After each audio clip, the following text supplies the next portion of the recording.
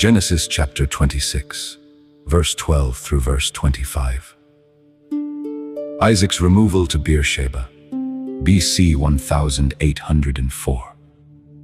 Then Isaac sowed in that land, and received in the same year an hundredfold, and the Lord blessed him. And the man waxed great and went forward, and grew until he became very great. For he had possession of flocks, and possession of herds, and great store of servants. And the Philistines envied him, for all the wells which his father's servants had digged in the days of Abraham his father.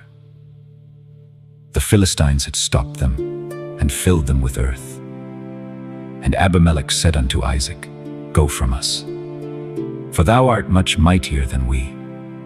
And Isaac departed thence, and pitched his tent in the valley of Gerar, and dwelt there.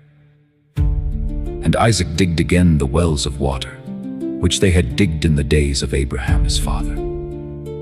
For the Philistines had stopped them after the death of Abraham. And he called their names after the names by which his father had called them. And Isaac's servants digged in the valley, and found there a well of springing water.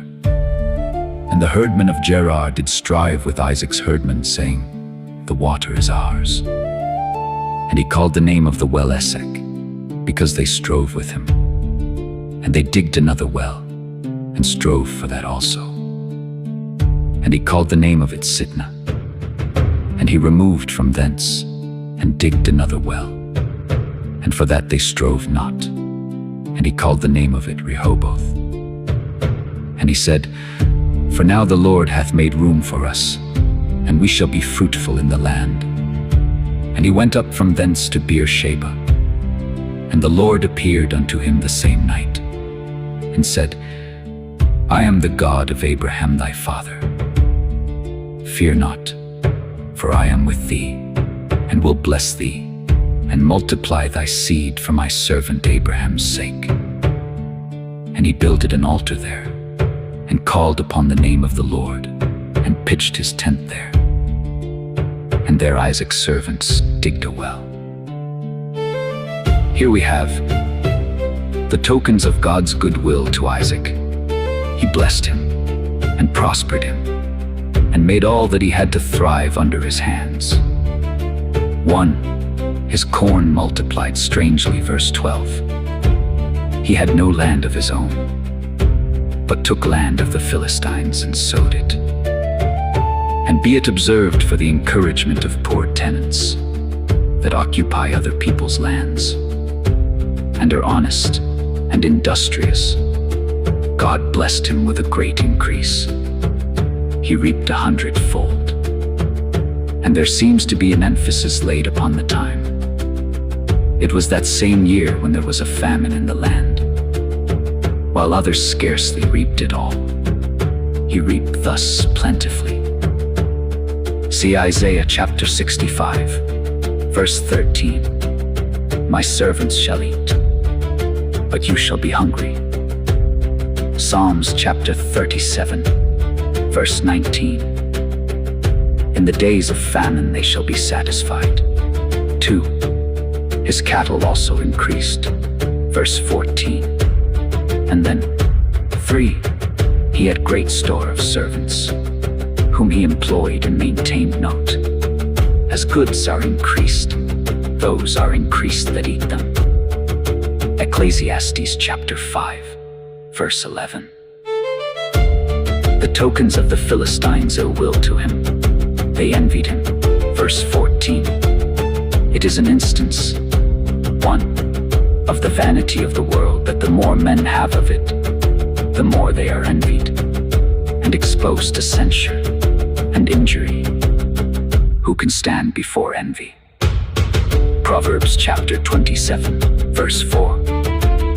See Ecclesiastes chapter 4, verse 4, 2, of the corruption of nature. For that is a bad principle indeed, which makes men grieve at the good of others, as if it must needs be ill with me, because it is well with my neighbor. 1. They had already shown their ill will to his family, by stopping up the wells which his father had digged. Verse 15.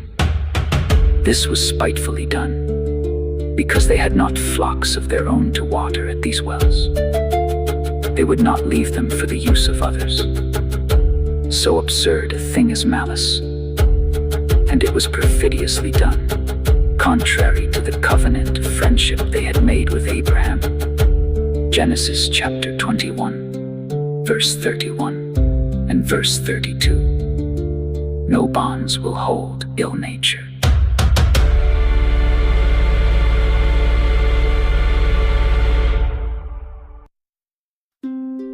Two. They expelled him out of their country. Genesis chapter 26, verse 16 and verse 17. The king of Gerar began to look upon him with a jealous eye. Isaac's house was like a court, and his riches and retinue eclipsed Abimelech's. And therefore he must go further off. They were weary of his neighborhood, because they saw that the Lord blessed him. Whereas, for that reason, they should the rather have courted his stay, that they also might be blessed for his sake. Isaac does not insist upon the bargain he had made with them for the lands he held, nor upon his occupying and improving them, nor does he offer to contest with them by force, though he had become very great, but very peaceably departs, thence further from the royal city, and perhaps to a part of the country, less fruitful note. We should deny ourselves both in our rights and in our conveniences, rather than quarrel. A wise and a good man will rather retire into obscurity, like Isaac here into a valley, than sit high to be the butt of envy and ill will. His constancy and continuance in his business still. 1. He kept up his husbandry, and continued industrious to find wells of water, and to fit them for his use. Verse 18 and following. Though he had grown very rich, yet he was as solicitous as ever about the state of his flocks, and still looked well to his herds when men grow great. They must take heed of thinking themselves too big and too high for their business. Though he was driven from the conveniences he had had, and could not follow his husbandry with the same ease and advantage as before, yet he set himself to make the best of the country he had come into, which it is every man's prudence to do. Observe. 1. He opened the wells that his father had digged. Verse 18. And out of respect to his father called them by the same names that he had given them. Note. In our searches after truth, that fountain of living water, it is good to make use of the discoveries of former ages, which have been clouded by the corruptions of later times. Inquire for the old way. The wells which our fathers digged, which the adversaries of truth have stopped up. Ask thy elders, and they shall teach thee. 2.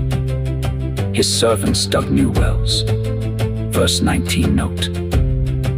Though we must use the light of former ages, it does not therefore follow that we must rest in it and make no advances.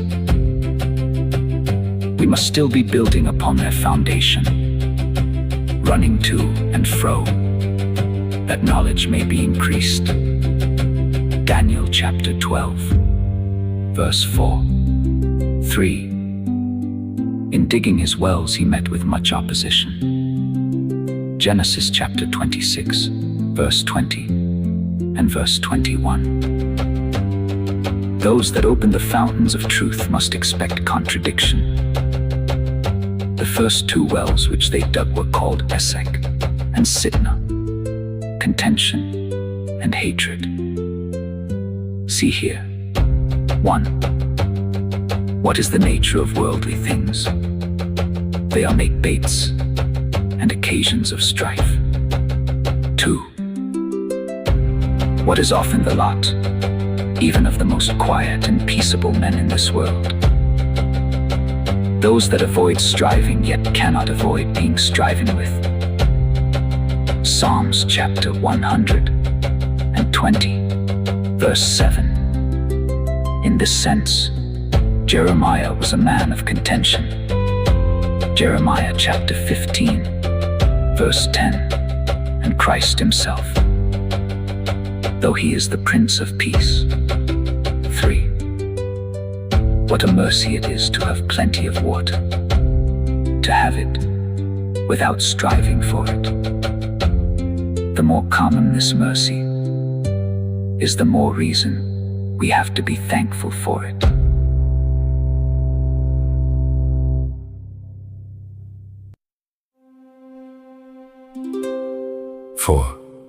At length he removed to a quiet settlement, cleaving to his peaceable principle, rather to fly than fight, and unwilling to dwell with those that hated peace. Psalms chapter 120, verse 6. He preferred quietness to victory. He dug a well, and for this they strove not. Verse 22 note. Those that follow peace sooner or later shall find peace. Those that study to be quiet seldom fail of being so.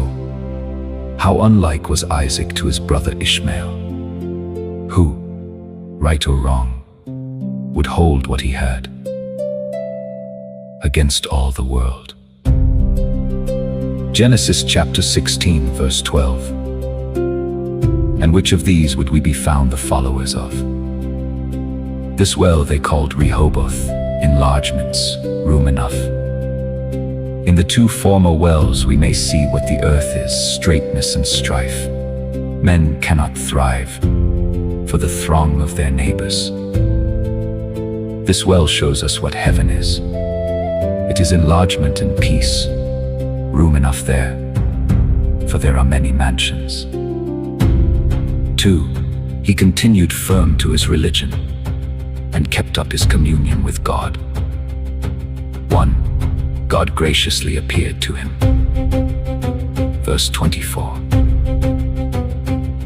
When the Philistines expelled him, forced him to remove from place to place, and gave him continual molestation, then God visited him and gave him fresh assurances of his favor. Note, when men are found false and unkind, we may comfort ourselves that God is faithful and gracious, and his time to show himself so is when we are most disappointed in our expectations from men.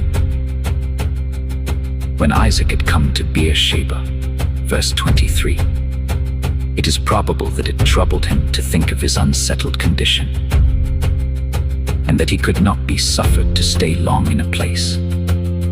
And in the multitude of these thoughts within him, that same night that he came weary and uneasy to Beersheba, God brought him his comforts to delight his soul. Probably he was apprehensive that the Philistines would not let him rest there. Fear not, says God to him, I am with thee, and will bless thee. Those may remove with comfort that are sure of God's presence with them, wherever they go. 2. He was not wanting in his returns of duty to God, for there he built an altar and called upon the name of the Lord. Verse 25 note. 1. Wherever we go, we must take our religion along with us. Probably Isaac's altars and his religious worship gave offense to the Philistines and provoked them to be the more troublesome to him. Yet he kept up his duty. Whatever ill will he might be exposed to by it. 2. The comforts and encouragements God gives us by his word should excite and quicken us to every exercise of devotion, by which God may be honored and our intercourse with heaven maintained.